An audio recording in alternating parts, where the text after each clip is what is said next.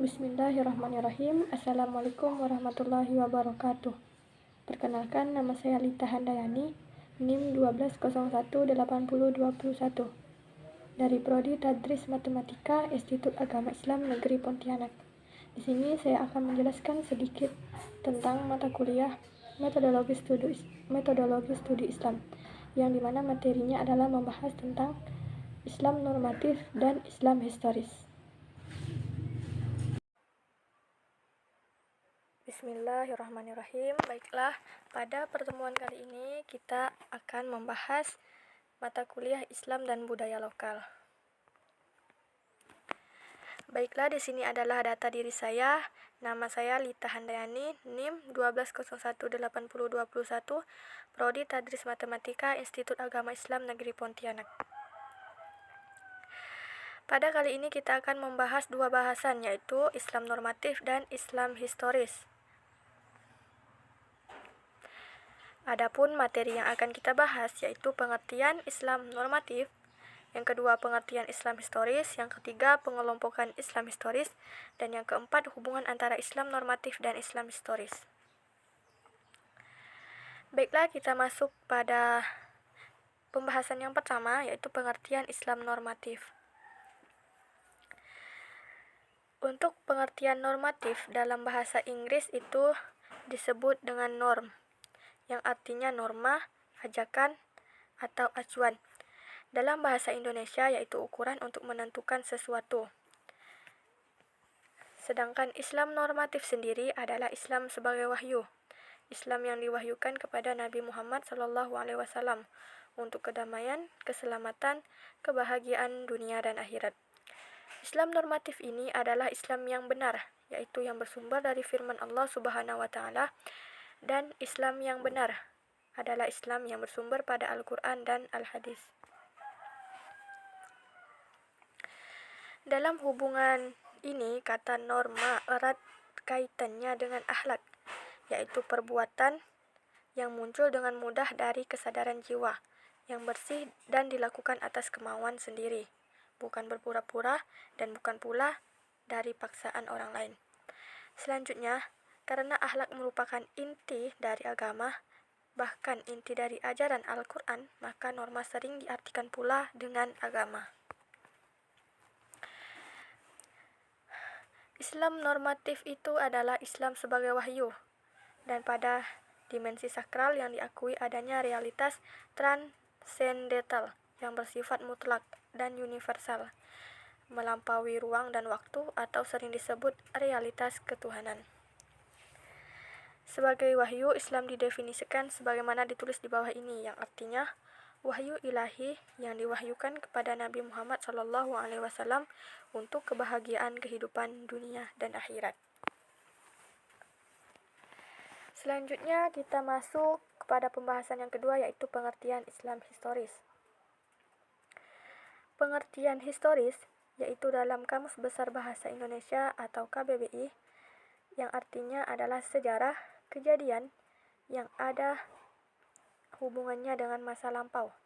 Islam historis adalah Islam yang dianut dan yang dipraktikkan kaum muslim mulai dari masa Rasulullah SAW. Dalam pemahaman kajian Islam historis, tidak ada konsep atau hukum Islam yang bersifat menetap.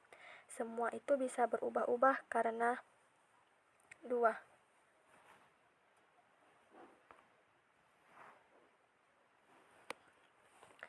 Sementara oleh Lakatos, Islam historis merupakan domain yang disebut dengan protectivable, yaitu domain utama dari apa yang disebut sebuah ilmu, sistem pengetahuan yang secara langsung dapat dinilai, diuji ulang, diteliti, dipertanyakan, direformasikan ulang, dan dibangun kembali.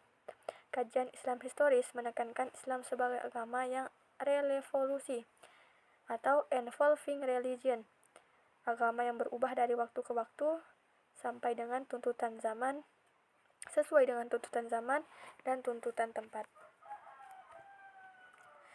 Lalu kita masuk ke pembahasan yang ketiga, yaitu pengelompokan Islam normatif dan Islam historis.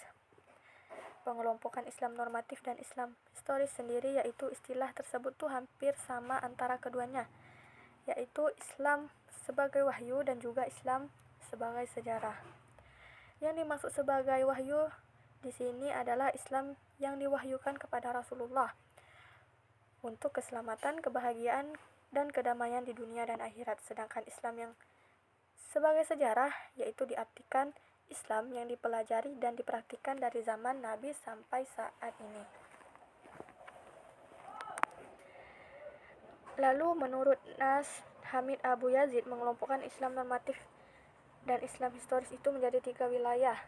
Yang pertama itu wilayah teks asli Islam yang mencangkup Al-Quran dan Al-Hadis. Yang kedua wilayah penafsiran Islam atau pemikiran Islam terhadap teks asli Islam yang mencakup hukum fikih, teologi, filsafat, dan tasawuf. Yang ketiga yaitu praktik yang dilakukan umat Islam yang mencangkup perbedaan wilayah dan cara-cara beribadah. Lalu dalam pandangan Islam normatif, kemurnian Islam dipandang secara tekstual berdasarkan Al-Quran dan Al-Hadis. Kajian Islam normatif melahirkan tradisi teks, tafsir, teologi, fikih, tasawuf, dan filsafat. Untuk tafsir yaitu tradisi penjelasan dan pemaknaan kitab suci, sedangkan teologi tradisi pemikiran tentang persoalan ketuhanan, fikih yaitu tradisi pemikiran dalam bidang jurisprudensi atau tata hukum, lalu tasawuf yaitu tradisi pemikiran dan tingkah laku dalam pendekatan diri kepada Tuhan, dan filsafat yaitu tradisi pemikiran dalam bidang hakikat, kenyataan, kebenaran, dan kebaikan. Kajian Islam historis melahirkan tradisi atau disiplin studi empiris, yaitu ada 3 di sini. Yang pertama, antropologi agama, yaitu disiplin yang mempelajari tingkah laku manusia beragama dalam hubungannya dengan kebudayaan. Lalu yang kedua yaitu sosiologi agama, di mana disiplin yang mempelajari sistem relasi sosial masyarakat dalam hubungannya dengan agama. Lalu yang ketiga yaitu psikologi agama, di mana di sini disiplin yang mempelajari aspek-aspek kejiwaan manusia dalam hubungannya dengan agama. Kita masuk ke pembahasan yang keempat, yaitu hubungan antara Islam normatif dengan Islam historis. Hubungan antara keduanya dapat membentuk hubungan dialektis dan ketegangan. Dialektis yaitu dialektik atau dialektika yang berasal dari kata dialog yang berarti komunikasi 2 arah. Hubungan antara Islam normatif dan Islam historis dapat membentuk sebuah hubungan dialektis dan ketegangan. Hubungan dialektis terjadi jika terdapat dialog bolak-balik yang saling menerangi antara teks dan konteks. Hubungan ketegangan akan terjadi jika salah satu menganggap yang lain sebagai ancaman. Menurut ijtihad Amin Abdullah, hubungan antara keduanya itu ibarat sebuah koin dengan 2 permukaan. Hubungan di antara keduanya tidak dapat dipisahkan, tetapi secara tegas dan jelas dapat dibedakan.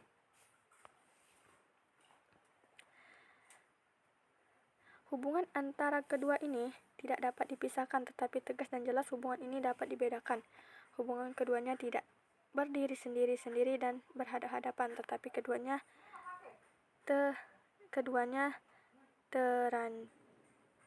tentram, terjalin, dan terwujud sedemikian rupa sehingga keduanya menyatu dalam satu kesatuan yang utuh juga yang kokoh dan kompak. Mungkin hanya itu pembahasan dari saya tentang Islam normatif dan Islam historis. Semoga apa yang saya sampaikan dapat bermanfaat untuk kita semua. Untuk kesalahan, jika ada kesalahan, saya mohon maaf. Saya akhiri. Wassalamualaikum warahmatullahi wabarakatuh.